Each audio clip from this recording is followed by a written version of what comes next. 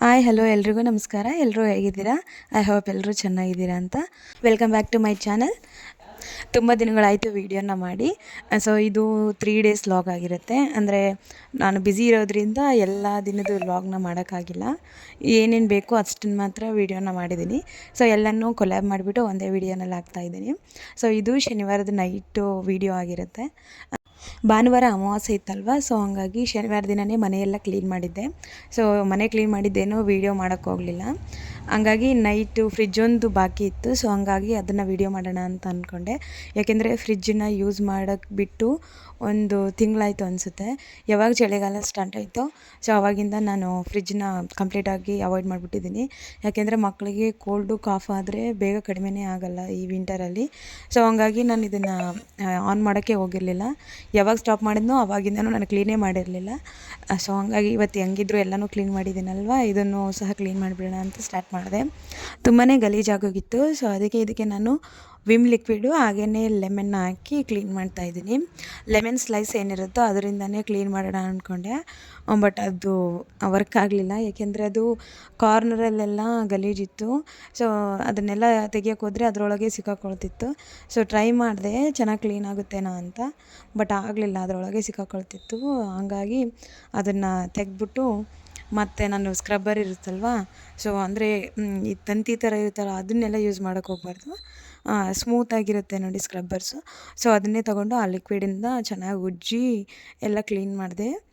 Fridge ಒಳಗಡೆ compartments ಥರ ಏನಿರುತ್ತೆ ಆ ಸ್ಲ್ಯಾಬ್ಸ್ನೆಲ್ಲ ತೆಗೆದ್ಬಿಟ್ಟು ಅದನ್ನೆಲ್ಲ ಕಂಪ್ಲೀಟಾಗಿ ತೊಳೆದು ಒಣಗಕ್ಕೆ ಇಟ್ಬಿಟ್ಟೆ. ತುಂಬ ದಿನ ಆಗಿತ್ತಲ್ವ, ಅದು ಕಾರ್ನರಲ್ಲೆಲ್ಲ ಹೋಗಲ್ಲ, ಕಲೆ ಇದ್ದರೆ ಕೊಳೆ ಏನಾದರೂ ಇದ್ದರೆ. ಸೊ ಹಂಗಾಗಿ ಅದನ್ನೆಲ್ಲ ಕಂಪ್ಲೀಟಾಗಿ ತೆಗೆದ್ಬಿಟ್ಟು ಅದನ್ನು ಚೆನ್ನಾಗಿ ಕ್ಲೀನ್ ಮಾಡಿಬಿಟ್ಟು ಇಟ್ಟೆ. ಹಾಗೆಯೇ ಸ್ಟೋರೇಜ್ ಬಾಕ್ಸಸ್ ಏನಿರುತ್ತೆ ವೆಜಿಟೇಬಲ್ಸ್ದೆಲ್ಲ ಅದನ್ನು ಸಹ ಮೊದಲೇ ನಾನು ಅದನ್ನು ತೊಳೆದ್ಬಿಟ್ಟಿಟ್ಟಿದ್ದೆ. ಆದರೂ ನಾನು ಯಾಕೋ ಸರಿ ಅನಿಸ್ಲಿಲ್ಲ, ಮತ್ತು ಅದನ್ನು ಕ್ಲೀನ್ ಮಾಡಿಬಿಟ್ಟು ಮತ್ತು ಅದನ್ನು ಒಣಗಿಸಿ ಇಟ್ಟಿದ್ದೆ. ಫ್ರಿಜ್ ಕವರ್ ಏನಿರುತ್ತೆ ಅದನ್ನು ಸಹ ತೊಳೆದಾಕ್ದೆ.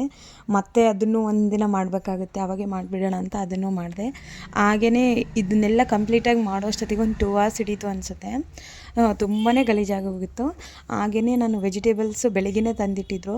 ಸೊ ಅದನ್ನು ಹಾಗೆ ಬಿಟ್ಬಿಟ್ರೆ ಮತ್ತೆ ಯಾವಾಗ ಜೋಡ್ಸೋಕ್ಕಾಗುತ್ತೆ ಅಂದ್ಬಿಟ್ಟು ನೈಟೇ ನಾನು ವೆಜಿಟೇಬಲ್ಸ್ನೆಲ್ಲನೂ ಸಹ ತೊಳೆದು ಇಟ್ಬಿಟ್ಟಿದ್ದೆ ಪುಟ್ಟಿಯಲ್ಲಿ.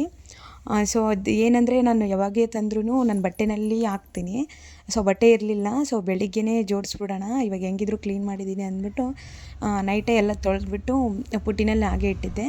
ಇದು ಪುಟ್ಟಿ ಅಂದರೆ ಒಂಚೂರು ಓಲಾಗಿರುತ್ತಲ್ವ, ಸೊ ಅಂಥ ಪುಟ್ಟಿನಲ್ಲಿ ಹಾಕಿಟ್ರೆ ಸ್ವಲ್ಪ ನೀರೆಲ್ಲ ಹೋಗುತ್ತೆ. ನೀವೇನಾದರೂ ಈ ಥರ ಕಂಪ್ಲೀಟಾಗಿರೋ ಅಂಥದ್ರಲ್ಲಿ ಹಾಕಿದ್ರೆ ಹೋಗೋಲ್ಲ. ಸೊ ಅಂಥ ಟೈಮಲ್ಲಿ ನೀವು ಬಟ್ಟೆನಲ್ಲೇ ಹಾಕೋದು ಒಳ್ಳೆಯದು. ಸೊ ನಾನು ಯಾವಾಗಲೇ ಆಗಲಿ ಬಟ್ಟೆನಲ್ಲಿ ಹಾಕ್ತಿದ್ದೆ, ಬಟ್ ಇವಾಗ ಏನೋ ಹಾಗೆ ಟೈಮ್ ಆಗಿತ್ತು ಅಂದ್ಬಿಟ್ಟು ಹಾಗೇ ಪುಟ್ಟಿನಲ್ಲಿ ಹಾಕಿ ಇಟ್ಟಿದ್ದೆ. ಸೊ ಬೆಳಗ್ಗೆ ಎಲ್ಲನೂ ನೀರೆಲ್ಲ ಚೆನ್ನಾಗಿ ಹೀರ್ಕೊಂಡಿತ್ತು. ಸೊ ಅದನ್ನು ಬೆಳಗ್ಗೆ ಕೆಲಸ ಎಲ್ಲ ಮುಗಿಸ್ಬಿಟ್ಟು ಮೊದಲಿನೆಲ್ಲ ಜೋಡಿಸ್ಬಿಡೋಣ ಅಂತಂದೇಳಿ ಜೋಡಿಸ್ಬಿಟ್ಟೆ. ಮತ್ತು ಕೆಲಸ ಎಲ್ಲ ಇರುತ್ತೆ, ಆದರೆ ಸೊಪ್ಪೆಲ್ಲ ಏನಿತ್ತು ಅದನ್ನೆಲ್ಲ ಏನು ಇದು ಮಾಡೋಕ್ಕೆ ಹೋಗಲಿಲ್ಲ. ಮತ್ತು ಅದೆಲ್ಲ ತುಂಬ ಟೈಮ್ ಹಿಡಿಯುತ್ತೆ, ಕೆಲಸ ಇದೆ ಅಂತಂದೇಳಿ ನನ್ನ ಮಗನೂ ಎದ್ದಿದ್ದೆ, ಸ್ವಲ್ಪ ಅವ್ನು ನಾನು ಮಾಡ್ತೀನಿ ಅಂತಂದೇಳಿ ಒಂಚೂರು ಮಾಡ್ದೆ. ಫ್ರಿಜ್ಜಲ್ಲಿ ನಾನೇನು ಜಾಸ್ತಿ ಎಲ್ಲ ಸ್ಟೋರ್ ಮಾಡೋಕ್ಕೆ ಹೋಗಲ್ಲ. ಅಂದರೆ ಉಳಿದಿರೋದು ಅನ್ನ ಆ ಥರ ಎಲ್ಲ ಇಡ್ತಾರಲ್ವ, ಸೊ ನಾನು ಅಂಥದ್ದೇನೂ ಇಡಲ್ಲ. ವೆಜಿಟೇಬಲ್ಸ್ ಮಾತ್ರನೇ ಇಡ್ತೀನಿ. ಇನ್ನೂ ಕಾಳುಗಳು ಏನಾದರೂ ಇದ್ದರೆ ಇಡ್ತೀನಿ ಅಷ್ಟೇ. ಅದು ಬಿಟ್ಟರೆ ಜಾಸ್ತಿ ನಾನು ಫ್ರಿಜ್ಜು ಅಷ್ಟೊಂದು ಮೇಂಟೈನ್ ಮಾಡೋಕ್ಕೆ ಹೋಗಲ್ಲ. ಎಗ್ಗು ಹಾಗೆಯೇ ಯಾವುದಾದ್ರೂ ಮಸಾಲೆಗಳಿದ್ದರೆ ಮಾತ್ರ ಅಷ್ಟೇ ಇಡೋದು. ನಾನು ಊಟದ್ದು ಮಾತ್ರ ಯಾವುದೂ ಇಡೋಕ್ಕೆ ಹೋಗಲ್ಲ.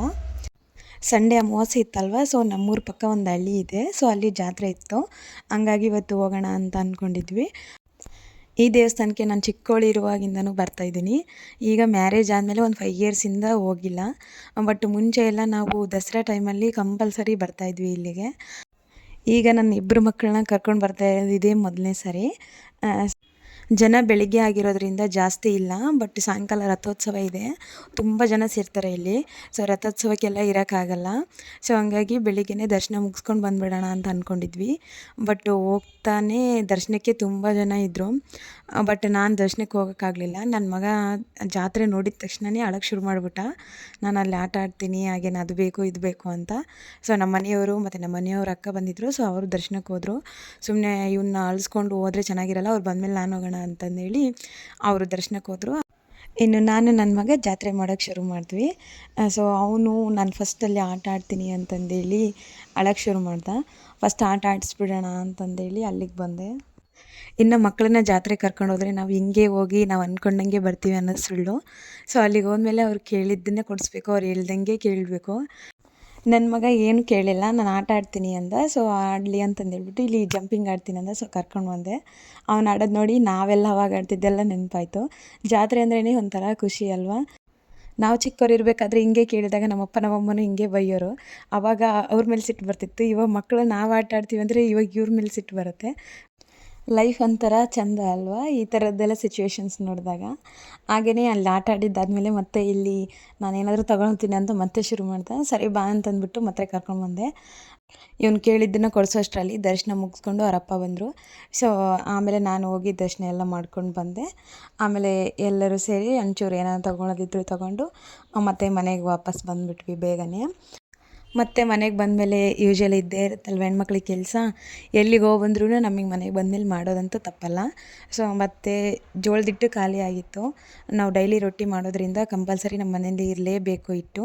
ಸೊ ಖಾಲಿ ಆಗಿತ್ತು ಅಂದ್ಬಿಟ್ಟು ಮತ್ತೆ ಅದನ್ನು ಜೋಳನೆಲ್ಲ ಕ್ಲೀನ್ ಮಾಡ್ತಾಯಿದ್ದೆ. ಸೊ ಹಂಗೆ ಅದನ್ನು ಸಹ ವೀಡಿಯೋ ಮಾಡಿದೆ. ಯಾಕೆಂದರೆ ಕೆಲವೊಬ್ಬರಿಗೆ ಜೋಳದ ಹಿಟ್ಟು ರೊಟ್ಟಿ ಚೆನ್ನಾಗಿ ಬರಲ್ಲ ಅಂತ ಹೇಳ್ತಿರ್ತಾರೆ.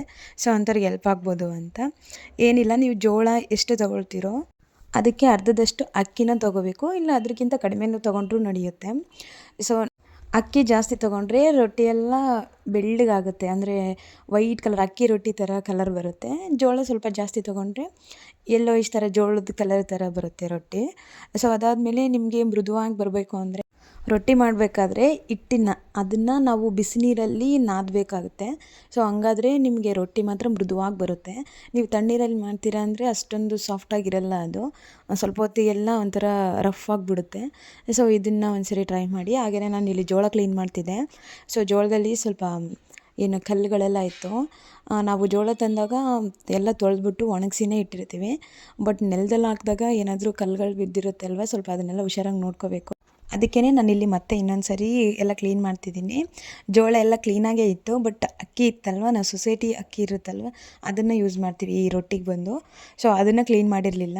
ಸೊ ಅದನ್ನು ಕ್ಲೀನ್ ಮಾಡ್ತಾಯಿದ್ದೆ. ಅದರಲ್ಲಿನೇ ಸ್ವಲ್ಪ ಜಾಸ್ತಿ ಧೂಳು ಎಲ್ಲ ಇತ್ತು.